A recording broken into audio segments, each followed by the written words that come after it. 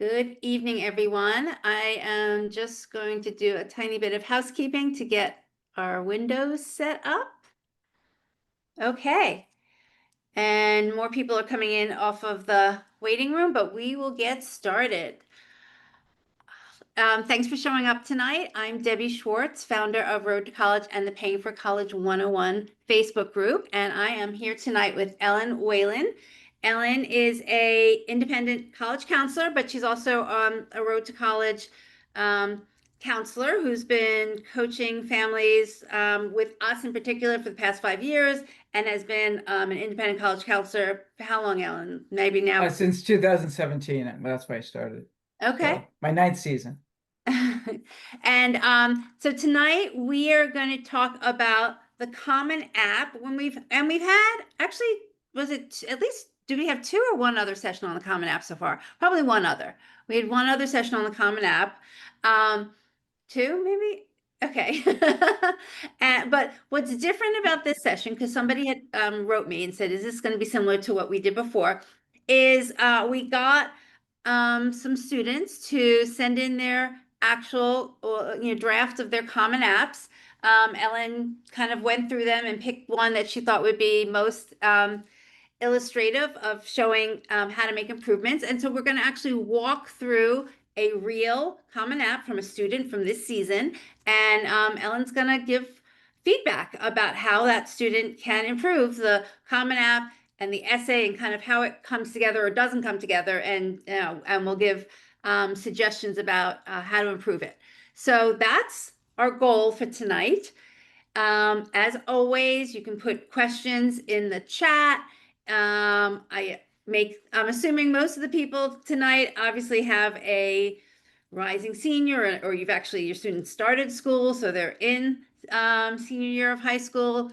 If anybody wants to put in chat where they're watching from, and also, like, has your student started the Common App yet? And it only opened up about 17 days ago, so you don't have to go crazy if you haven't done it. You're not behind, but hopefully students have definitely started their essays, because that's what takes time. And with that, Ellen, I will pass it off to you to get started. Okay, thank you, Debbie. Good evening, everyone. I'm Ellen Whalen, and tonight, in addition to what Debbie said, I'm also going to show I have a Common App, a Common App account that I have examples of common mistakes I see, and then better ways to address the issues. So we're going to be going through this Common App account first, and I'm going to kind of walk you guys through it a bit, how to fill out elements of it. And then I will show the Common App that someone shared with us, and it's anonymous, so I've changed things to make it anonymous. All right, I'm going to share my screen. And so you can see the Common App, right? Yes, yes. Okay, great. Okay, so this is a practice account that I set up. And so to give you some background on the Common App, it's their 50th year, so they've changed it a little bit, Debbie. And so the Common App goes to can be used over 1,000 colleges subscribe to it. You can only apply to 20 colleges in the Common App. And not all colleges, most of the colleges are on it, but like the UCs, the University of California system's not on it. The University of Cal, the state system, Georgetown and MIT aren't on it. I heard that Georgetown's maybe going to go on next year. Some Canadian universities and some in Great Britain, universities in Great Britain are on it. So the majority of the schools that your students are applying to are going to be on it. And so I'm going to show you, there's two sections, the common part of the Common App, and that goes off to all the colleges individually, one at a time, not in mass. So if you make a mistake the first time on one app, you can change it. Every single time you send an application off, it can be changed. If for whatever reason, if you don't want to share test scores, if you need to change a major, because some colleges have the major you want and other ones don't, so just to understand that, I'm going to go into the My College section.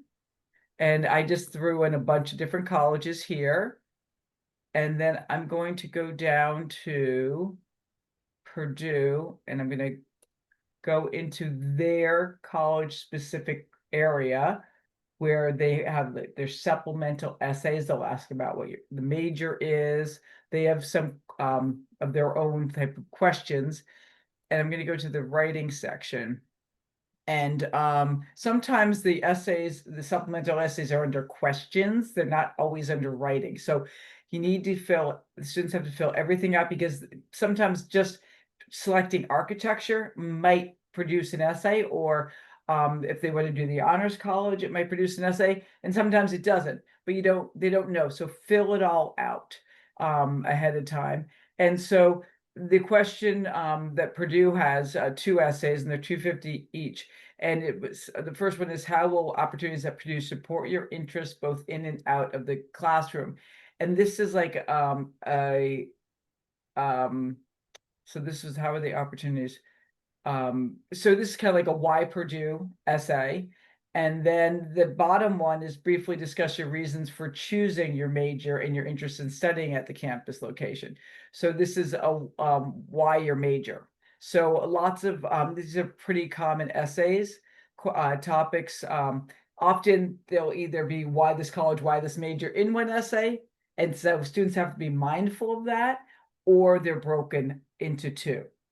Or sometimes they just have a why this college essay.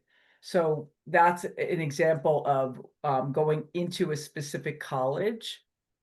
So Ellen, you basically recommend that when students start the Common App, and they might already know, oh, I'm applying to these 10 schools, they should go into each of those 10 schools kind of as far as you just did, because you may not really know, all the essays that you need to do until you go through the specific section for each college to make sure that you're uncovering all the essays.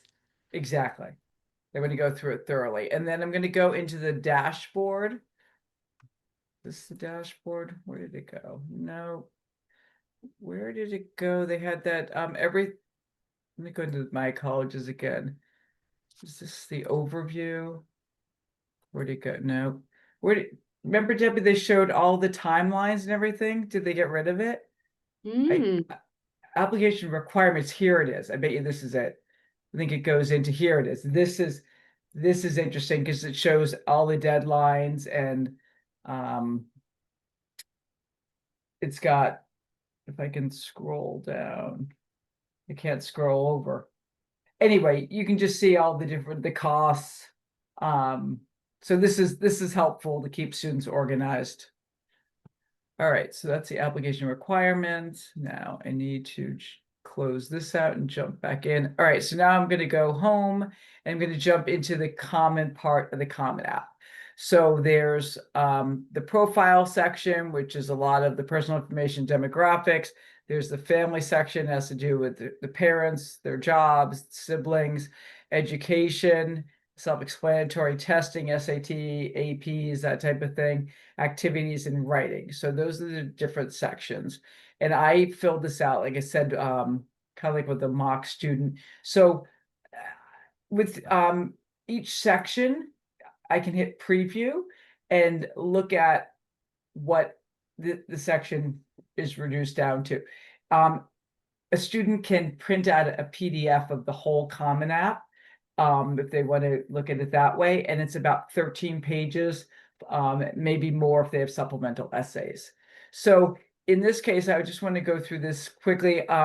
Name, the student should use their legal name. So probably technically she should be Margaret, right?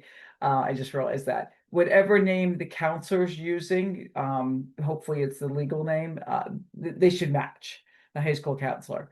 You want a professional email. And so the biggest thing I want to point out here really is that lots of students forget under language to put the language they're taking at school.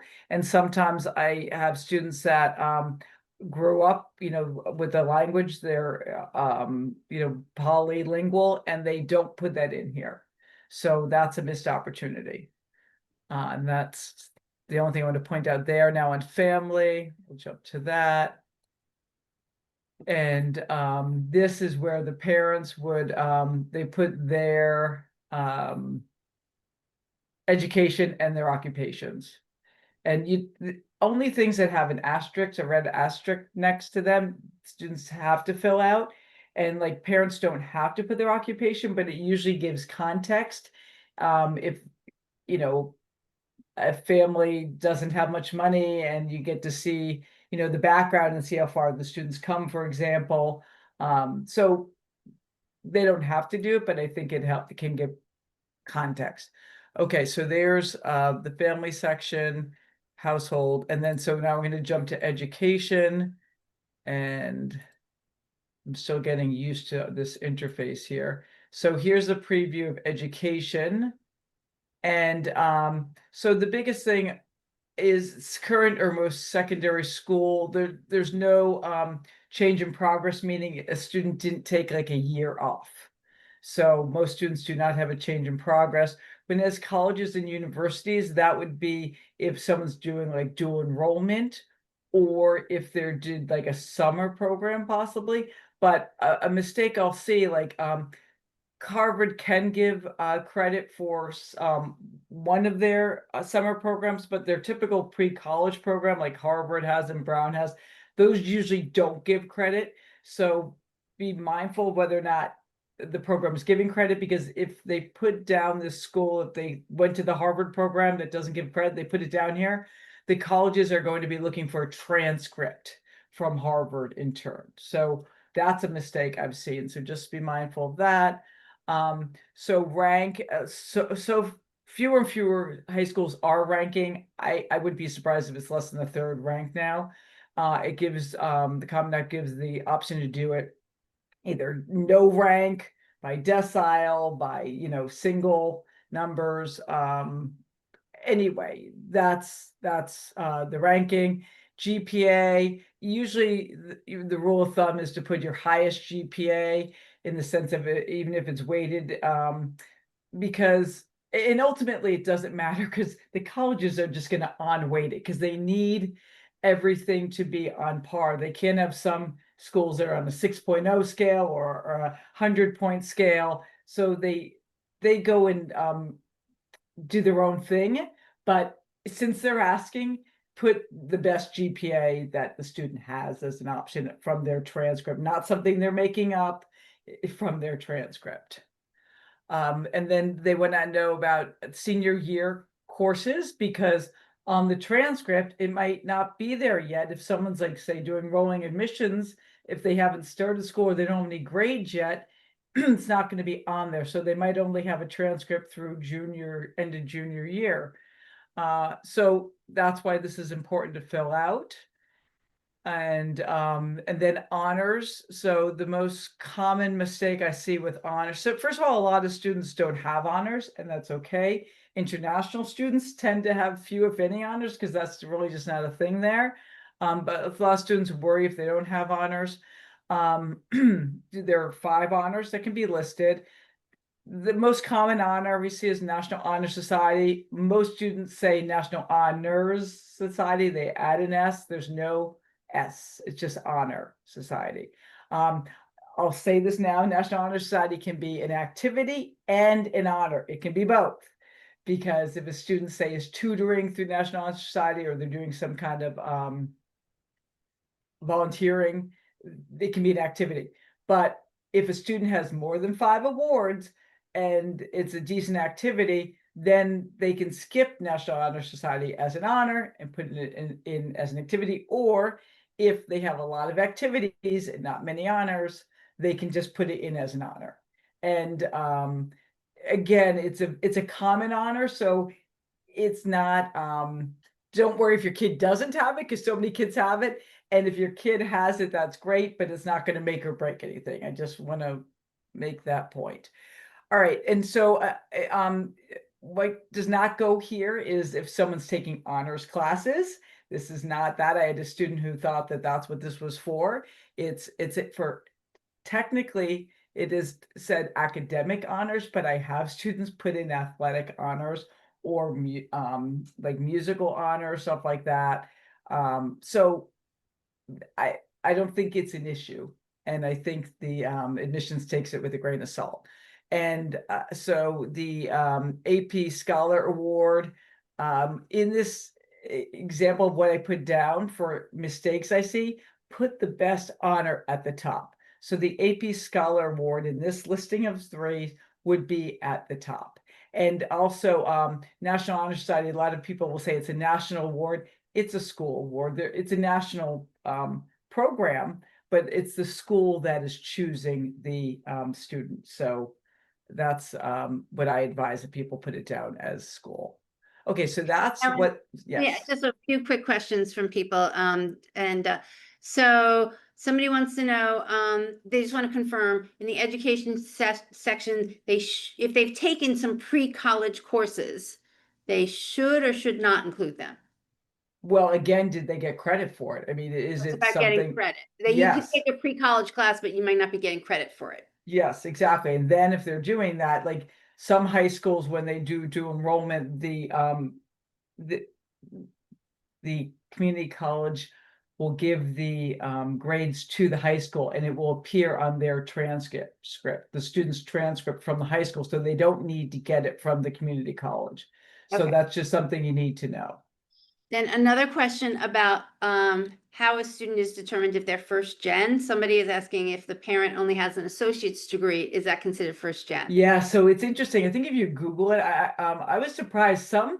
Every school's different. Some schools, yes, generally they want a 4-year degree, but even some schools, if parents were, say, doctors abroad and they did not get an education in the United States, some schools consider them those students first gen, because Seems like a loophole, but I hear you. it's because our system's so complicated with how to apply to college. Uh-huh. That's part of I think the reason why they give them grace around that. But that's something, if you Google the schools, I've done that, and sometimes they'll say exactly what they consider first gen. So some schools may consider something first gen and another school won't. And that could be a reason to change first gen or not, depending upon the school. Okay, good thing that people should check into. What about, I know we get this question a lot, I don't think you mentioned it yet, about Eagle Scout. Where should that be put? Okay, all right, yeah. So Eagle Scout, it can be an honor and it can be an activity. So again, similar to National Honor Society, it depends how many you have, right? Generally, you try not to be redundant, but the Eagle Scout is a nice honor to have. But with the Eagle Scout Award, you definitely then want to go into detail about what the project was and impact, and like how many other scouts the student led through the project. So there's a lot more to be said than just the award. It would be a missed opportunity not to use it as an activity. So if they have so many awards that they can't fit in Eagle Scout, then just keep it as the activity. And that's also the type of thing that might go into the additional information section if more needs to be explained. The Eagle Scout project could be a good example of that. Okay, can I go on? Yes, go ahead. Okay, great. All right, so now we're going to go to testing, and there's always lots of questions with testing. So jump into preview. Okay, so here I put in SAT tests, and so they can, I can't find this, Debbie. I Googled it. They used to have where you can hit a button, say, I want to share my test. I don't want to share my test. I can't find that on off anymore choice. I think you literally now, if you don't want to share if with one school, you don't want to share your test scores, you have to take them out. You have to cancel it and then put it back. So That's a little tricky. yeah, well, before you just had to like toggle back and forth, Right. you know. This is a whole new interface. I was looking for it before. I Googled it. I saw nothing to suggest that it existed. I don't know why they would have gotten rid of it, but maybe someone will find it. Anyway, so you would input, if in this case, the student's super scoring, you can see there's two different test dates. These are, Oh, Ellen, somebody is saying they thought it's at the school level, the school section where there's on and off. Okay, but why would, oh, you're saying in the individual school? Yeah. Oh, awesome. So maybe that's where they moved it. Okay, Uh-huh. because it used to be in this section. Okay, great. It would make sense it's somewhere.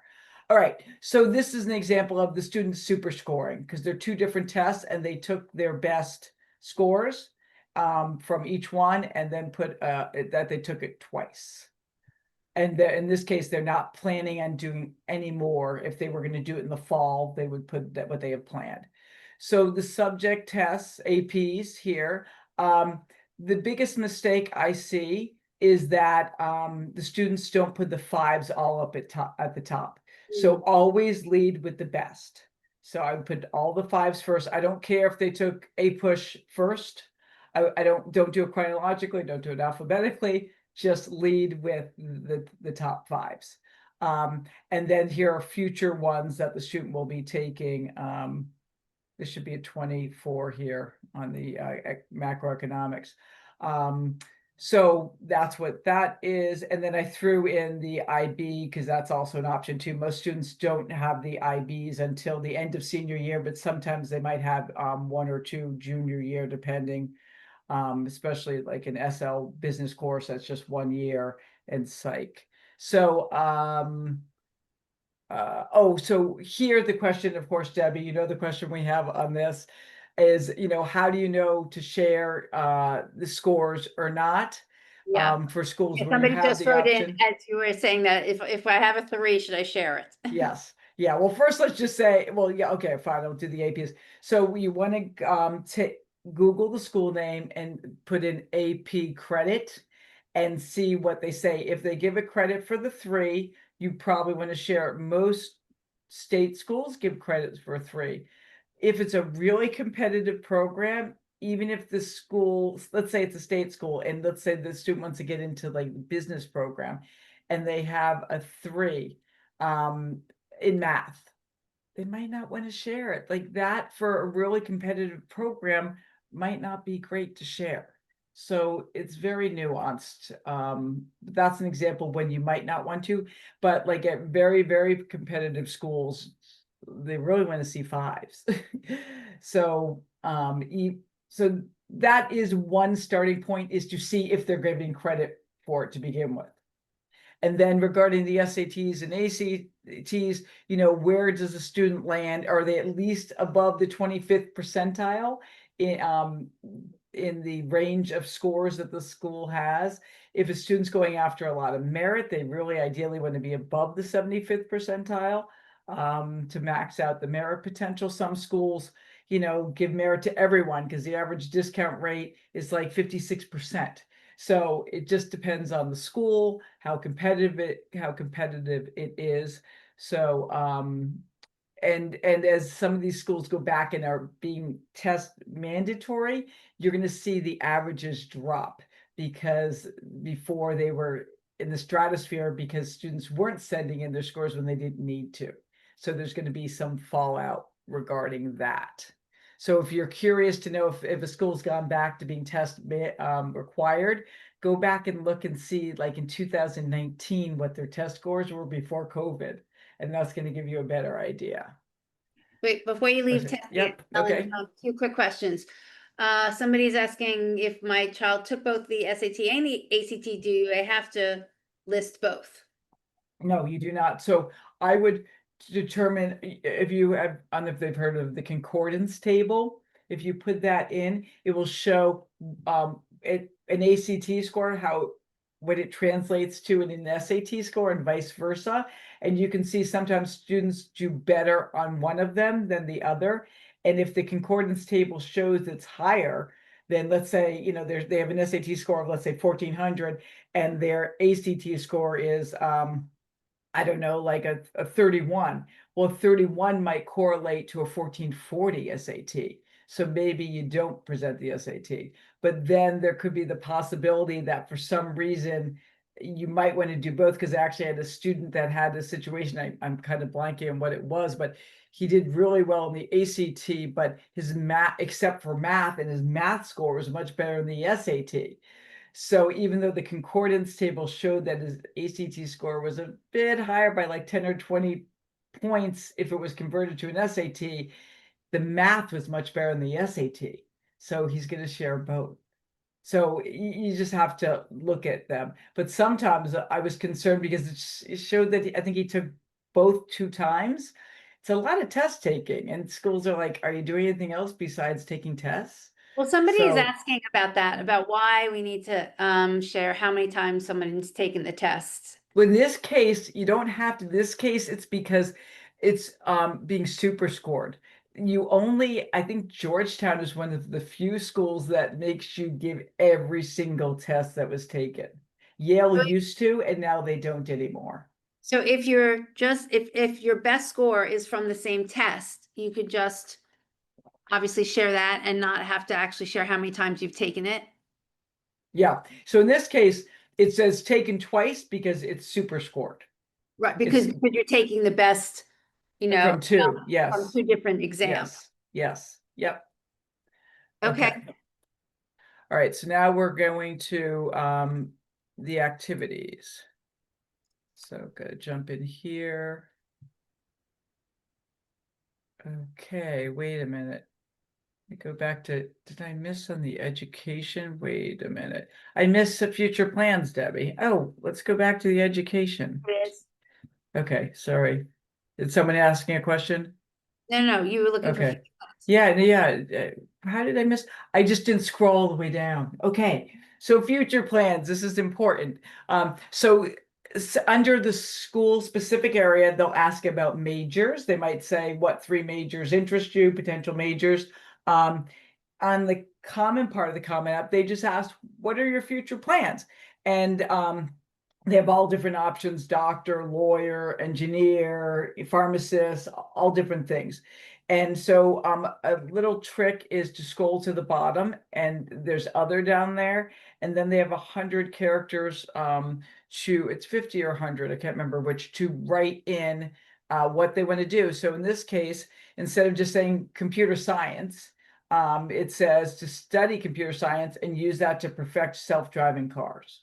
So you can So make it a little bit more personal and interesting. and it also begins to lead like what's the narrative right now, because so we don't really know if this were a real student. We don't know much about the student, but suddenly like, oh wow, the student's really has a vision, and we're going to want to see a lot of STEM based things going on and why they have this passion for self-driving cars. Okay, so now getting to activities. So there are 10 activities. That's all that can be put in here. Lafayette College reduced the activity section for they'll only look at 6. MIT has their own application, and they only have 4 activities. So you don't have to have 10. That's the point I want to make. And so the first one I have is what I see commonly, and this is what I would consider a mistake. And the second one is how to improve it. So a lot of students do play sports, and they don't have much to say. So when the students are putting their activities in, they choose like what their activity is. It volunteering? Is it sports? There are all these drop downs. Is it family responsibility? So this athletics was chosen. Over here, how many years have they been doing it regarding high school? They care about high school. And then how many hours per week and how many weeks per year, and whether or not this is something that might continue in college. So in this case, it's basketball, which is an automatic that feeds in automatically. And it's so the org name, excuse me, the title is 50 characters. The organization name is 100 characters, and the description is 150. So the activity is 300 characters in total. Now, and in this case, so I have teammate and captain, and then JV 9th, 10th, varsity team 11th, 12th. And so the student will write played on basketball team. So that's commonly what I see. And then they might sometimes throw in an acronym that no one knows, 1 HPE award. So there are two, that's another mistake. So and played, the student is still playing, it's listed as 12th. So do not put it in the past. It's like a resume. So they're still keeping the present. I'll see high school as one word, like high school's two words. That's a common mistake I see. Um, I prefer that students use semicolons instead of periods, because sometimes they need that 300th character. And if they've been doing periods to be consistent, then they need to do a period at the end. With semicolons, you don't need a period at the end.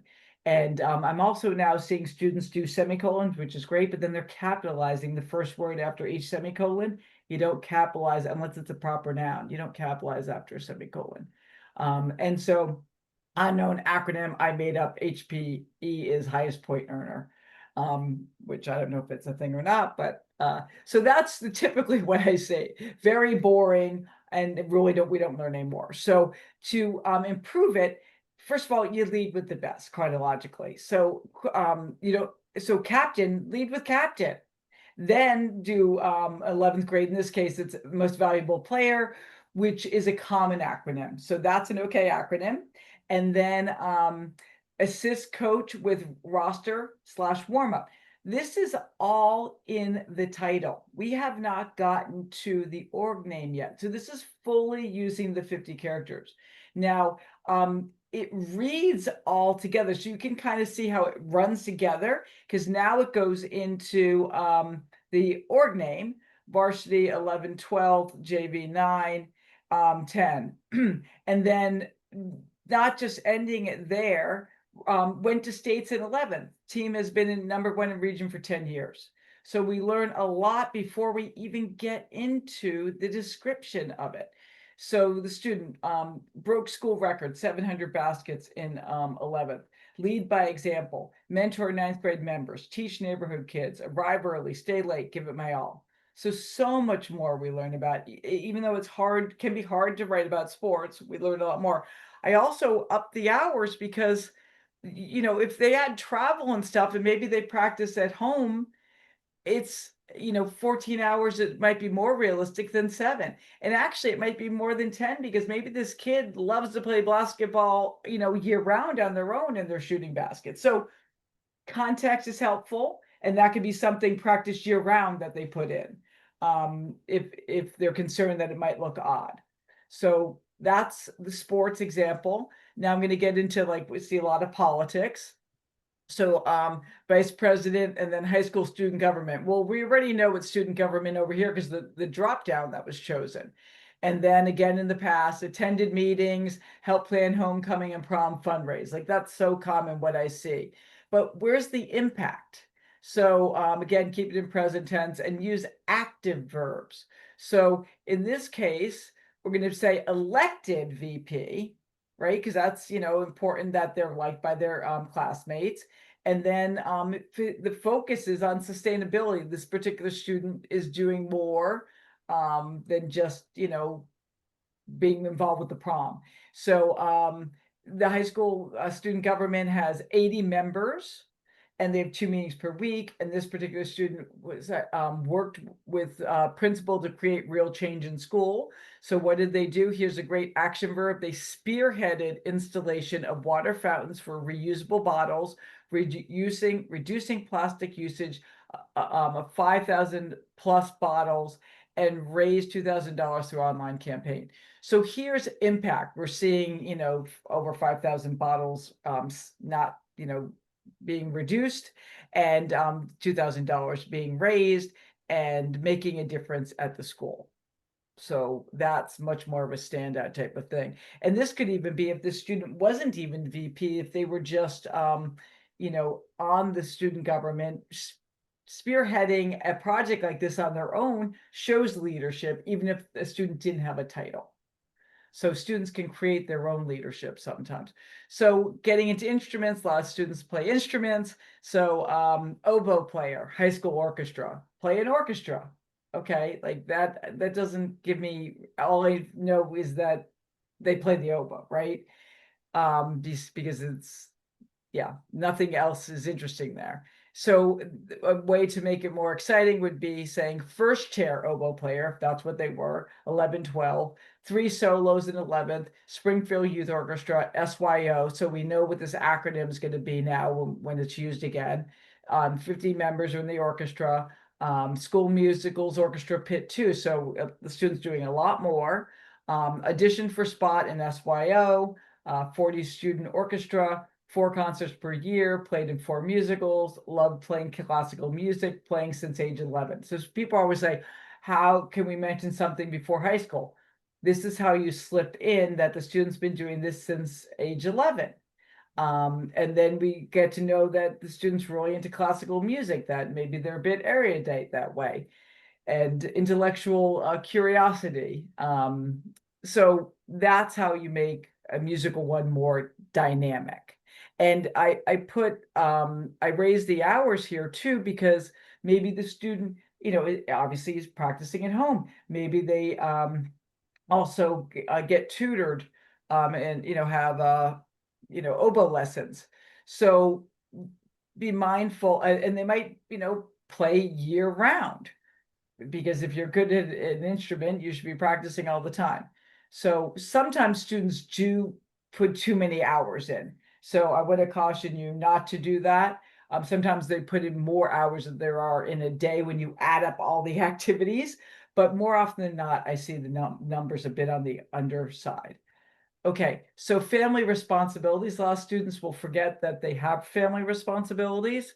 And the Common App has actually added a new section to try to get students to be mindful of that. So this aren't any mistakes. I was just showing what someone might say. Part-time babysitter and kitchen helper. So that's the title. Like, that's not an official title, but it's a descriptive title, right? My parents both work, so I help where I can. It can be hard to juggle schoolwork, so we're getting some context. Watch 2 younger siblings after school until 5:30, help with homework, drive to activities, shop for groceries, make dinner, and clean up 2 nights a week. So we learn more about what's going on with the student here. So maybe they don't have a lot of school activities after school because they have this responsibility. And then a lot of students work. So how do you make work exciting? So and I also want to point out, if you haven't noticed, all the titles are in all caps. Like, that's a suggestion I make because they really pop. So keep that in mind. So counter server and cashier, Pat's ice cream. Oh, I forgot to put the numbers here. Sorry. So hours per week worked, summers. So maybe it's it might be like 30 hours per week worked in the summers. I guess I'm saying it's 40 here. Oh, got it. So got it. I'm sorry. So it's 40 hours in the summers and 8 in the school year. I forgot how I had written it. And then, so they're getting context when they look at 15 hours a week, that the student works a lot of hours in the summer, but the average is out to about 15, but they work year round, well, close to year round. Scoop over 200 cones per shift, just trying to make it, relatively interesting sounding. Take orders, train new employees. So many students train new employees and they don't think about it. Close door, make a mean milkshake. The admissions officers are board speed readers. Having a little fun with these activities can make them smile, which makes their day a little bit easier. They might be reading 40 to 60 to 80, applications a day. Who knows nowadays? Earned $6,000 plus in 2024 to help with family finances. So again, just a little bit more context than just scooping ice cream. And then the last one is like a theater example. A lot of students that do theater might do a lot in theater. So this is a lead actor and assistant director involved in 3 regional theaters and school theater. Started in 2015, again, getting that younger age in there. Experience all sides of theater, 8 lead roles, 26 shows, rose from stagehand to assistant stage manager to assistant director at a professional theater. So that's a lot to fit in there, but you can see how impactful it is. So those are the examples that I have of good and bad. And now I'm going to, this is this new responsibilities and circumstances thing I was talking about. Students can choose what is relevant to them. If they have any, they can choose none of these. Assisting, with farm work or interpreting for family, translating, and then special circumstances they might have, commuting 60 minutes or more. I've read something recently that students that are like would have a fee waiver for the Common App are likely to be checking off 7 or more of these.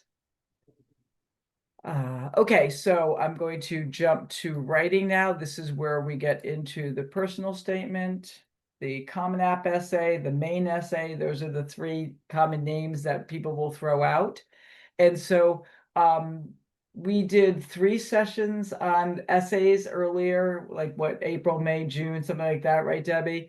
And so if people want to really understand the essay better, the personal statement, if you go to the Road to College YouTube Yeah. channel, you can find there. What did we title it, Debbie? Was it just essays? I can't remember. I'll pull it up and put it in the Okay, chat. great. Okay. So I'm going to go very quickly through this, but it's 650 words. And common mistakes I see overall, big picture, is that a lot of students will spend 80% their essay on talking about their childhood, and then the last 20% is high school. So one big event that happened when they were a child. Maybe, or let's see, your classic one is the engineer that loves Legos, and 80% of it is about Legos with them as a kid. And then another common mistake I see is one-dimensional essay that that might be a missed opportunity of not bringing in other parts of their life or other examples. Maybe they talk about one challenge and that's the whole essay, as opposed to, maybe that was one of their first big challenges, but from that challenge they learned a lot and then they tackled other challenges. So that's a potential missed opportunity. And then challenges and circumstances, that's 250 words. And that could be a possible use, could be a drop in grades because of a natural disaster, for example, or if someone unfortunately is homeless, so they've had challenges, consistently going to school. And the additional information section used to be 650 words. It's been reduced to 300 this year. So possible mistakes here is it could be leaving this blank. A lot of students do leave it blank. If they really have nothing to say, you don't waste the admissions officer's time. But sometimes I'm going to give reasons of, why you might put something here. And we go through that a bit too, I think, in the essay section, essay talk. But one of the mistakes you don't want to make is putting a resume in here. I had a student who thought you could just put the resume in here and not fill out the activity section. So resumes, if a school asks for a resume, that would be uploaded, but you do not put a resume here. And then if a student happens to have an extra essay that they really love that they wrote for one college, but they want to share it in general, you don't put a random essay here. That's not what this is. It's to the point about information. Like here, I'm going to give reasons why it might be used. So if a student's taking the IB, or they have the AP research class, they could put in the essay, the topic they wrote about, because that's something they choose themselves. They could be clarifying some acronyms on activities or awards if they didn't have room. They might expand on 1 or 2 activities, say maybe they have their own research they were doing. So that can be put in here, or like the Eagle Scout Award or the Girl Scout Gold Award, what the impact that was made.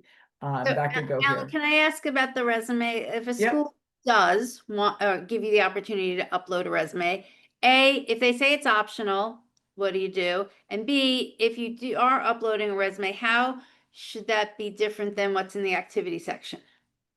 Well, the resume, I mean, I like a one-page resume, right? They're not CEOs. So it's just the resume, you can put more in because you aren't constrained, right, by 300 characters. And if a student has a resume, I don't know why you wouldn't upload it if the school says they're okay having it. So it depends if the student really, if nothing else is really going to be added, if the 300 characters encapsulates what the student has, then fine. But often, kids have much more going on that it's just more expansive. Okay. Okay, so let's see, Oh, and expand about that. somebody's asking about links, and particularly a link to like a portfolio. Yes, so I mean, you could put something like, I was gonna say, like providing like a link to a newspaper article, right? I don't think they really have time to follow it, and I know some admissions officers are told not to follow links in case there's a virus. But if there is like a newspaper article, say we'll go back to the Eagle Scout award, maybe they had an article written about them in the paper, right? Well, seeing the link all put out there, it would be pretty, obvious. I don't think someone could put a fake link. So regarding like a portfolio, if the student's like applying for the arts, whether it's theater or um, art in general, then that would be, if a school is interested in that kind of stuff, it gets uploaded through Slide Room, and there's specific requirements that they want. So just a portfolio in general, can't say like some the maker portfolio, some schools like MIT might want to see, but then they have their own format for I think that probably goes through Slide Room too. So those are my thoughts on that. So in this section, if there's a conflict with a class that you wanted to take, like a scheduling issue, and maybe you don't have 4 years of a foreign language. The most competitive schools would receive 4 years of the 5 core subjects: math, science, English, history, and a foreign language.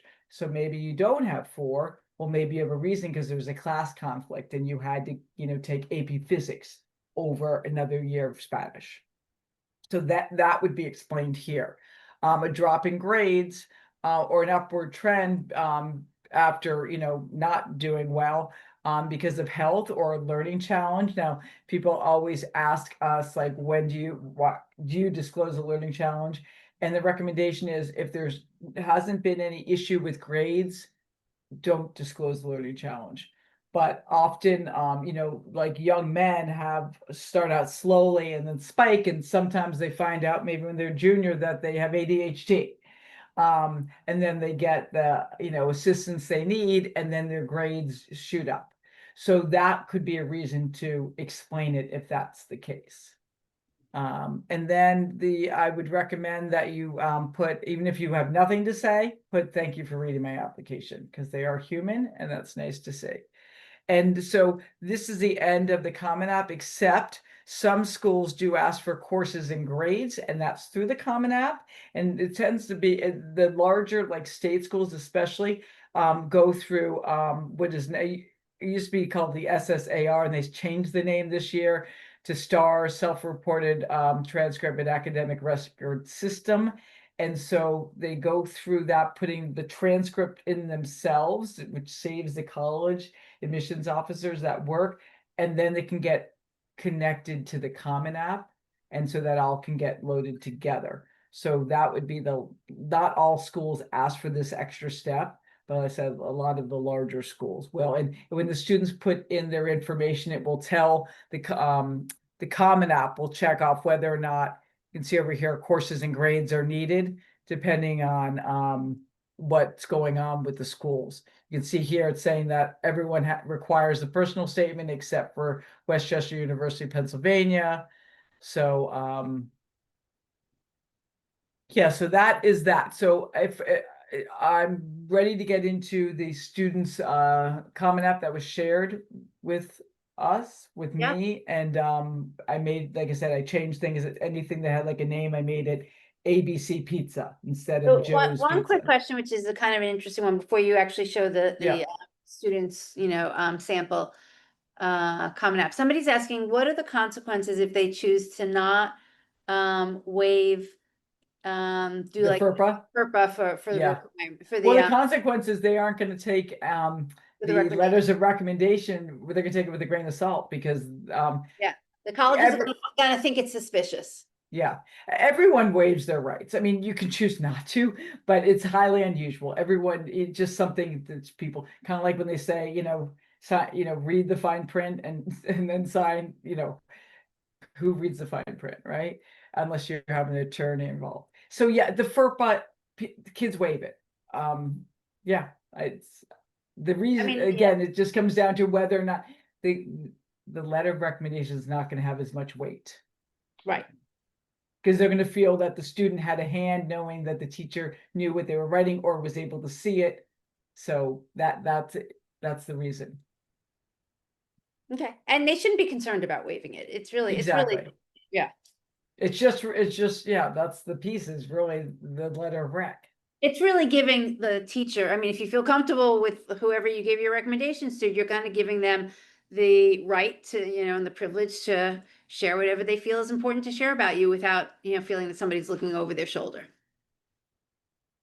Because, Okay, okay. good, thank you. All right, so now I'm going to jump into, so I took this Common App and I copy and pasted it into a Word doc and I edited it. So the first thing that I noticed on this is, I'm So not just people know, so this is the sample of the Common App that of a student who decided to share it with us, and you chose yes, to use it yes. as the one for this session. Yes, and I appreciate her sharing it with us and all that kind of stuff. So hopefully she finds my comments helpful. So I'm not sharing the list that she had. I just thought the list was top heavy. So I would like to see more targets on Which, her I mean, list. can we just say first for a second? I mean, as we said at the beginning, Ellen has done this for many years. We've worked with many, many, many, many families. And honestly, initially, that's kind of what we see is that families come in, students, and their lists are usually top heavy. Like, they have all these really selective, more elite schools. Nobody's saying not to go for them, but they don't kind of have it balanced off with some other schools that are more likely that they, can get in. And honestly, maybe are also more financially feasible. So it's not uncommon that we see that. To just also be if you're not going to, have somebody review your students' list or your students' essays, just as a parent, step back and say, are we really being realistic? Yeah, you want to make sure your student has options at the end of the process. Okay, so the student under language did remember to do their language, which is extra language, which is great. And this particular student also happens to have other Italian citizenship too. So that's a little interesting right from the start. And getting down into so rank, they don't rank, but they've, so we see there's 135 students. This student, I don't know why, if she forgot or didn't know, but she is not listing her current senior year courses. So I can't see if she has more or less rigor. I I can see the AP subject test she's taken, but I don't know what's going on this year. I don't know if her course load supports what she wants to major in. So that's something that should be rectified. So here are the honors, and she put in National Honors Society and Italian Honors Society. So I took out the S's. So future plan, she has down engineer. I'd love to know what kind of engineer she'd like to be. So now I want to look through the Common App through the lens of like STEM-based activities, right? So testing, she's sharing SAT tests, 750 English and 710 math. So right here, her English is higher than her math, which, with engineers often it's reversed, but that's not that unusual for young women to have higher English. So the AP subject tests, so here she doesn't have any of the senior year ones. Is she not taking any AP senior year? Well, that wouldn't be showing rigor, right? And if she is, well, what are they? And then please put them down. Plan tests. That's what a student's supposed to be putting in here. So she does have the numbers correct in the sense of the fives leading, so that's great. All right, So so Ellen, can I just maybe chime in for a second? Like when you mentioned that this student said they wanted to be an engineer, Mhm. but their, test scores maybe don't like support it enough, or what you're trying, just so that people understand, is you're trying to kind of see the full picture. Are things starting to like fit together? Yeah. Do all these pieces come together and make sense of who this student is? Yes. Yeah. And I'm not saying the 710 is a bad math score. I'm just observing that her English is higher. That's all, but as we progress more, this is going to make more sense for the way I'm thinking about it. So what did I say down here? Okay, so I just happened to, this student has the first activity, which is a perfectly fine activity. It's 2 hours per week, 40 weeks per year. That comes to 80 hours for the year. This is her biggest activity. That's not a lot of hours. For So a it full just year, for a whole year and for her biggest activity. So it just made me go, oh, what is she doing like in the summers, So it just prompted something for me. So I just, again, these are all little context things that as we go along that just point out. And so the biggest thing one summer she did do, we'll see, she spent a month in Italy, which is great. So that's the one thing I know she did one summer, but then what about the rest of the summer? So as we go through this, I've got the comment here, but I'm going to come back to it. So I put it in all caps, the food pantry closet. She did a nice job doing her descriptions. I didn't have a lot to change. I made it ABC Food Pantry to make it anonymous.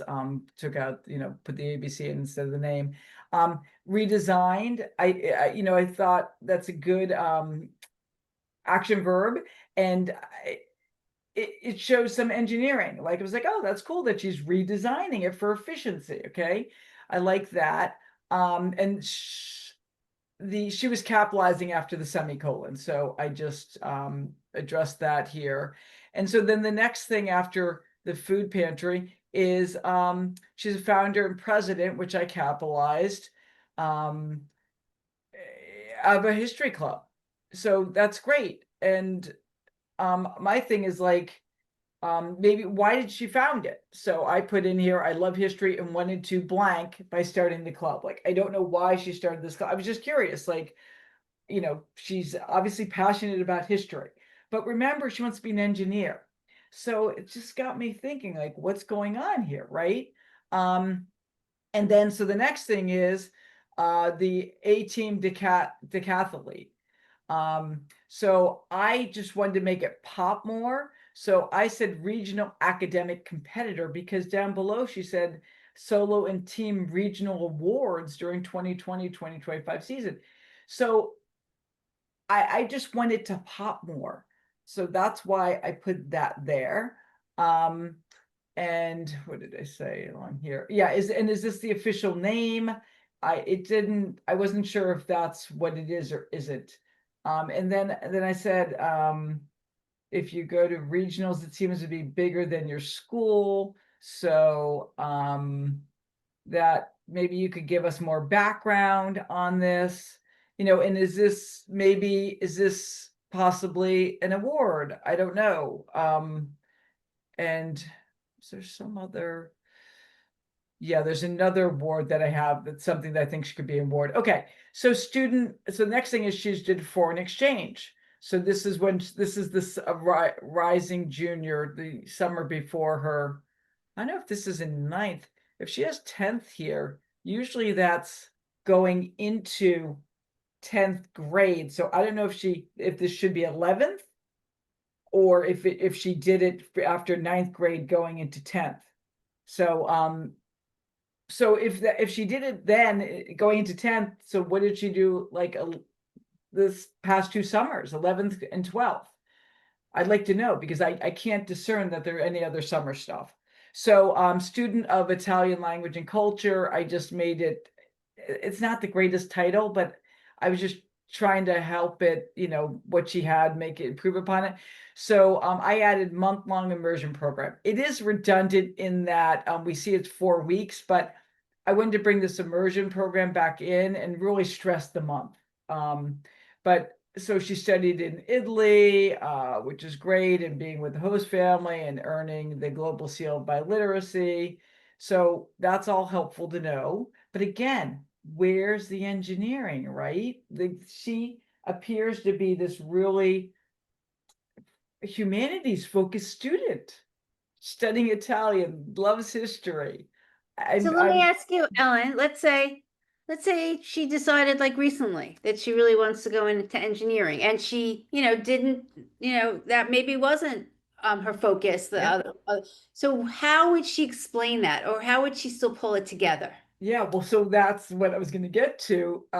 Additional information section, right? It could go there saying this, but what did she do, right? Did she happen to shadow someone? Did she happen to What take a made her come class? to that interest? Exactly. And why isn't that in turn then an activity more, right? And so my suggestion to her is if she knows she wants to do what type of engineer does she want to be and why? Like that could go into other, right? I mean, that could go under future plans, choose other.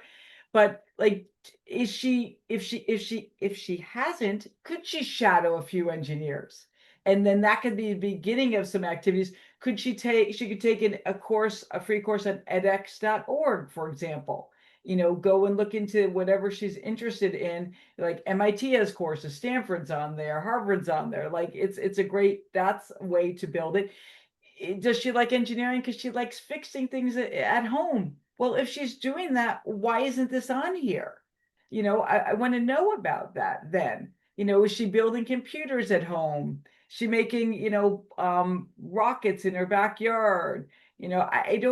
I don't know any of this stuff. So I'm really curious why she wants to be an engineer, because right now I think she should be applying as an Italian major, which is an undersubscribed major. So, or a history major. That's what I think she should be doing. But so, and here we go. Like here she is in girls' state. Like this could be an honor. This honor could be higher than, the National Honor Society. So I might double dip on this one, right? And so this is like poli sci, right? History. Like this is again humanities. And it's a great, honor. I'm sure she learned a lot there. So, and I just wanted to bring in a little bit more working with others. So I had her, she had helped develop Party Platform, and I changed it to worked with others to develop Party Platform, because that's a big piece of Girls and Boys State is coming together, a bunch of students from across the state and working together, kind of like Congress. um, so, and I again just put in all caps. All right, so next thing, foreign language. So she's co-president of the Italian Club, right? So again, this continuation of humanities. I just put it in present tense if she's still doing it. Pretty basic here. I don't know if she doubled club membership. Don't know.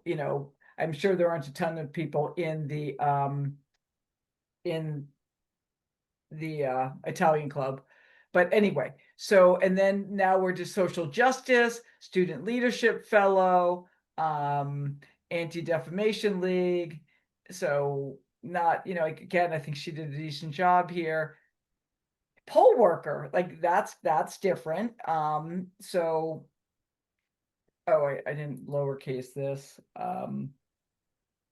Yeah, so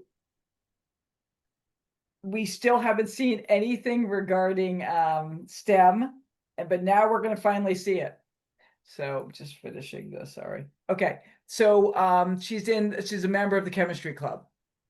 So it's 9 hours for the year.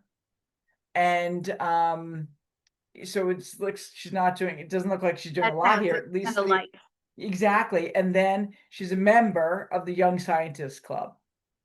So, and she's still doing it. So I put it in the present tense, and that's it. So this is her STEM stuff. And even if it would be okay, why is it at the bottom if she wants to be an engineer, Well, right? somebody asked that, Ellen. Maybe if you could, before you go on to her essay, just address in Yeah. general, like what's your suggestion about how somebody should order their Yeah. activity? So order is important. So uh if she wants to be an engineer, ideally, the STEM stuff's at the top.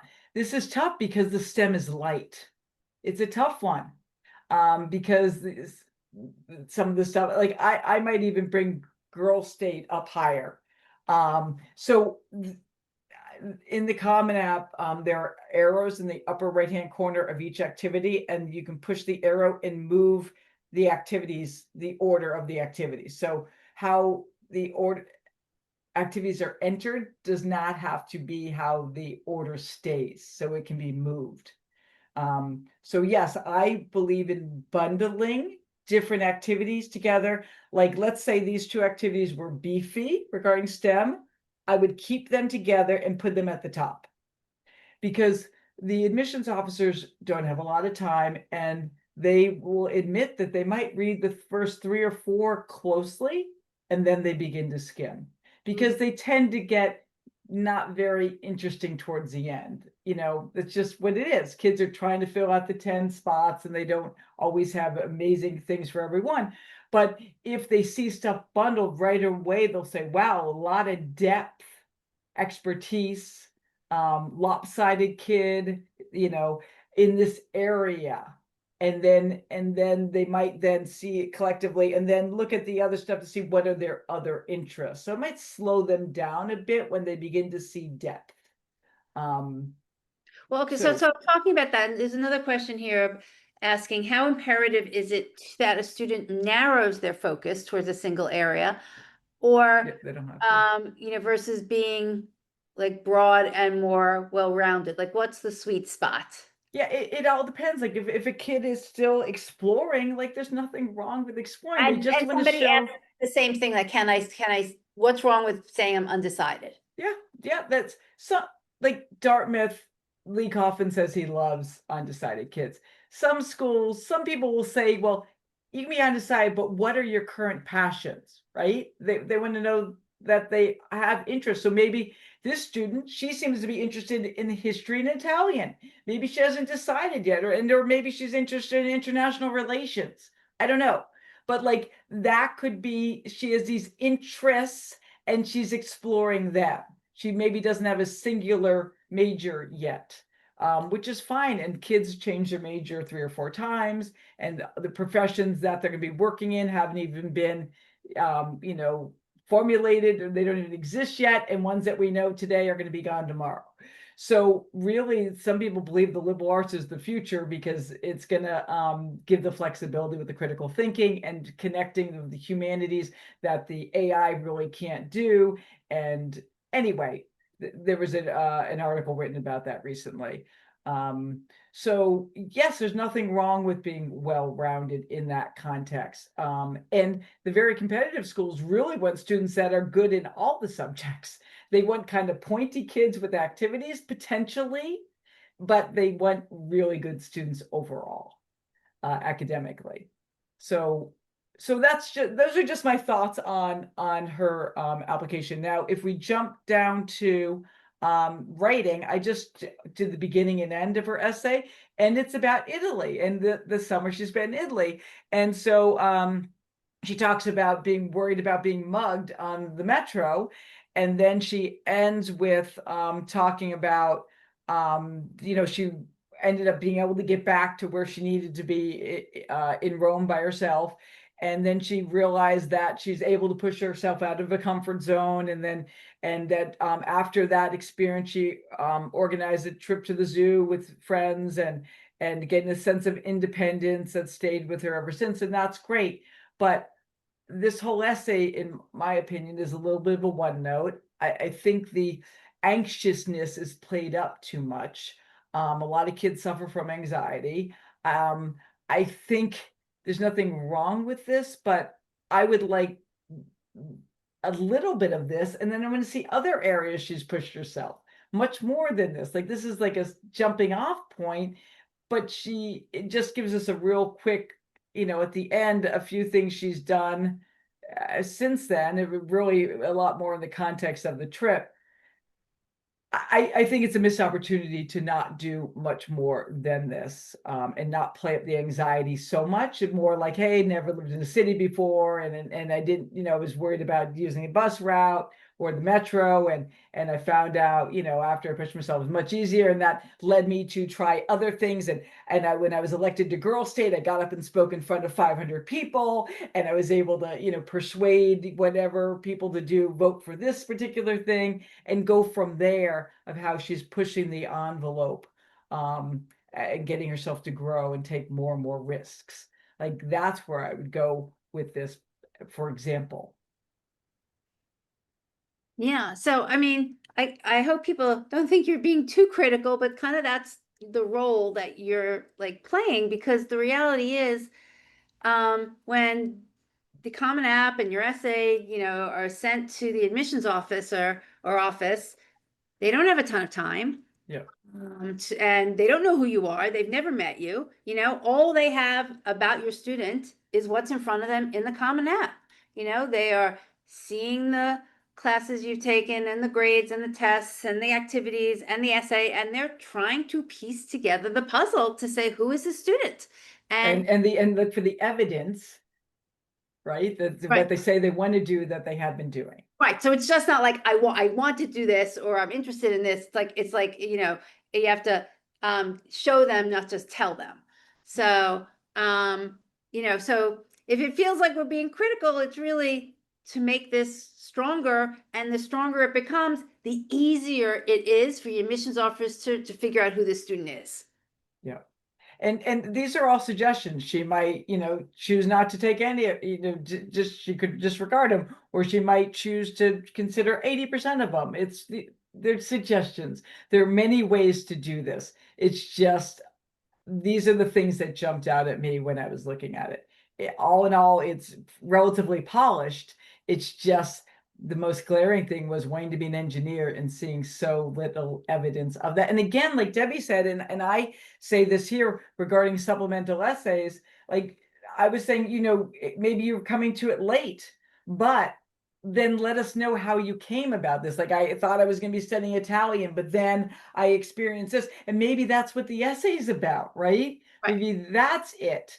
And I what mean, and she's then you doing. put this together with, and we don't know. I mean, the specifics are for college lists, but if you're applying to, the selective and elite schools, they want to see it all pulled together. Yes, exactly. You have to respect the competition and know what you're up against. And engineering is highly competitive. Yes, as a young woman, she has a little bit of an advantage, but it's still, it's still very high caliber. And so these are just ways for her to take it to another level.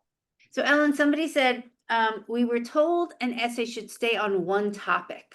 Our first draft had a common theme through different events. Is that wrong to have multiple events on one general theme? So, Isn't so No, so you can have one general theme and connect other events. Isn't yeah. that what they're saying or not? Well, it's Is that unclear when they said the essay, they got the advice that the essay should be one topic. That topic versus theme to me is a little different. Yeah, well, I mean, it could be like there's the theme of, in this case, like pushing herself and different ways she's grown through pushing herself. This could be one of the first times she pushed herself and gained that confidence, and then what she's built upon from there. So you could say that's a similar like thread that connects these different events, but by putting in more events, we get to know more about her, but Right. it's still through the lens theme idea of pushing boundaries. So I'm not sure if that's what they meant or not. But yeah, you could just do one event and one thing, but usually there needs to be reflection in it. So maybe it was something that happened, and but they're reflecting on then the growth from that event. So there are many ways to do it, but I just find that adding more layers and nuance can just gives open more opportunities to share more about the student. I have a lot of students that put a lot of dialogue in, and it eats up a lot of precious words, the 650. It's not a creative writing piece. It's a personal statement, so we get to know more about them personally. So there's a balance of how much description is there versus really getting into the heart of what the student's thinking. and how they've changed and grown, and who they're going to be on campus. Are they going to be a good roommate? Are they going to make an impact on the campus to make a difference? Are they the type of kid that is like what they call the glue that brings a lot of people together? They have a lot of excitement. It can give some of the values of the student can be seen through the essay. For example, obviously letters of rec. There's just can be a lot going on in the essay, more than meets the eye if done well, to just highlight a lot of different sides to a student. I'm going to stop the share if that's okay. So yeah, so that's, you can see that's the application. It's really, once it's done, it's not, there isn't that much to it. Right. Now, obviously, the student with competitive college is going to have a lot of supplemental essays, and one of them is going to be, why this major? Like if she was applying to Purdue, they're going to be like, why do you want to be an engineer? And she's going to have to come up with a reason. So you wouldn't want to have everything be about engineering necessarily in your personal statement if you then have nothing left to say, like, why this major, right? So you have to look at all this essays a student has to write and figure out what the best balance is, almost like a Venn diagram. How are you going to highlight all different aspects of the student?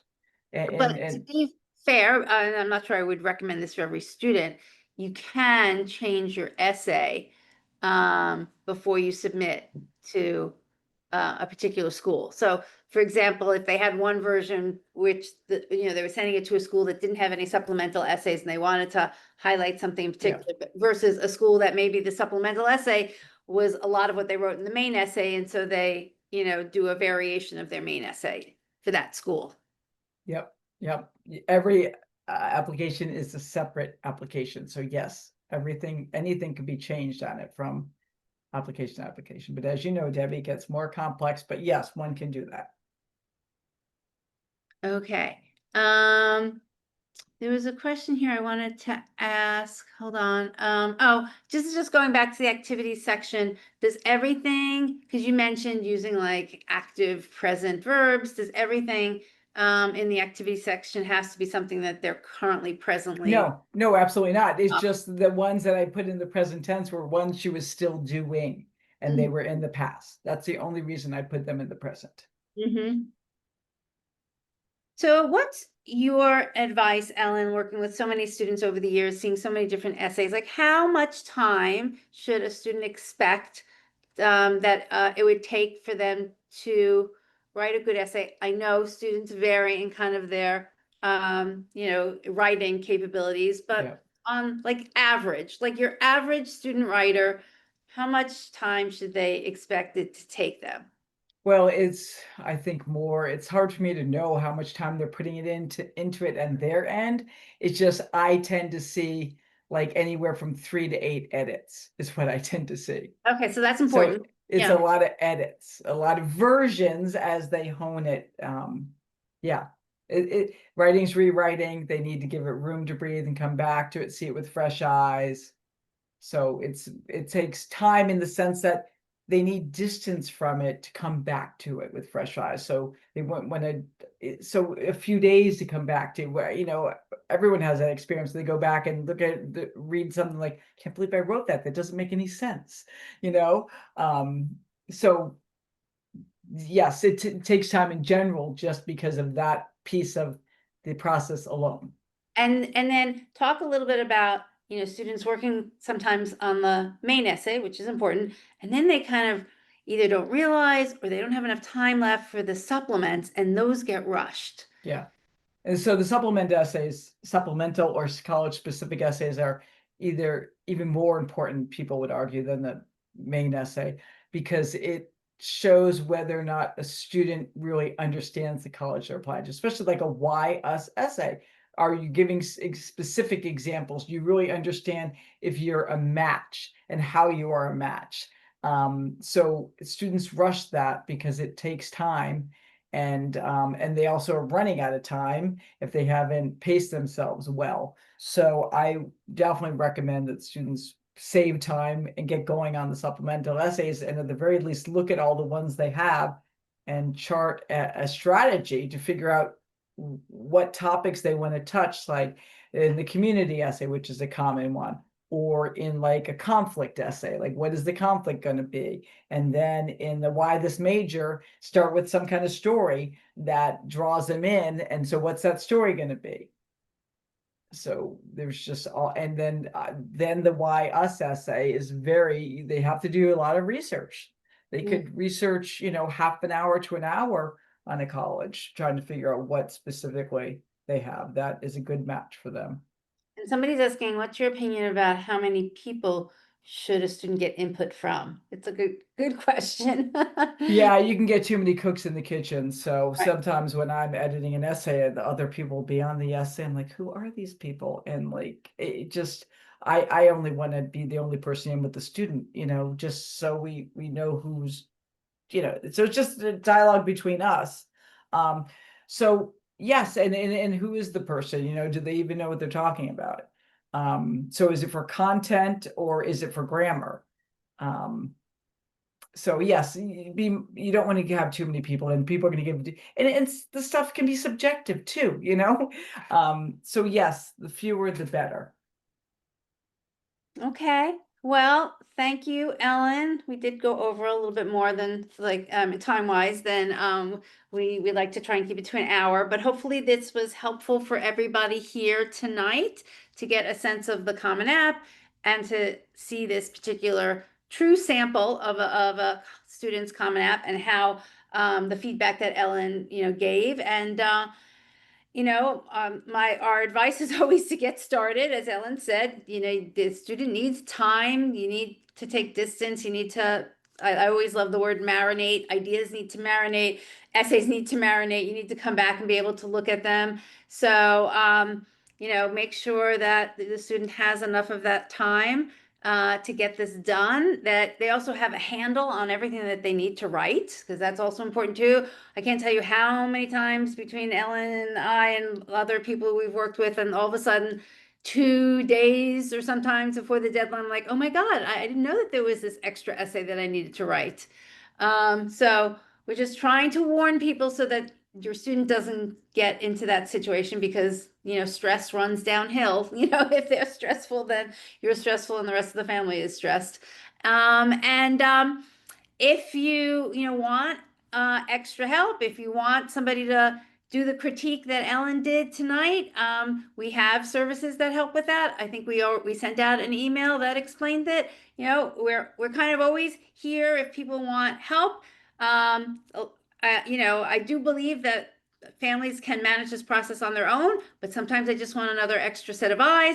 Sometimes they run into issues and they want just more guidance about, should I be submitting the test scores, or what order should I be putting in the activities? So, if you want that type of support, we're here, and we hope that everybody gets through this and does their best. That's all we wish for everybody. Debbie, I want to just say regarding the Common App review, I think that's one of our best values.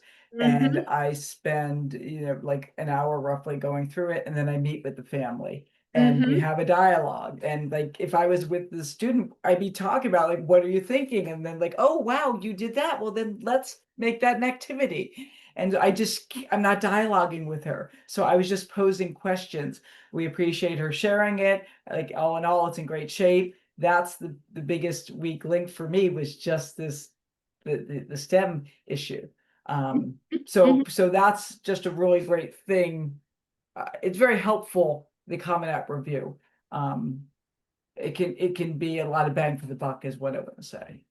I agree. I don't think many places offer that. I think we started that probably like 4 or 5 years ago, and I think it is one of the best services. It's not expensive. It's kind of like, it's not a lot of time, and it gives a lot of great feedback to the student.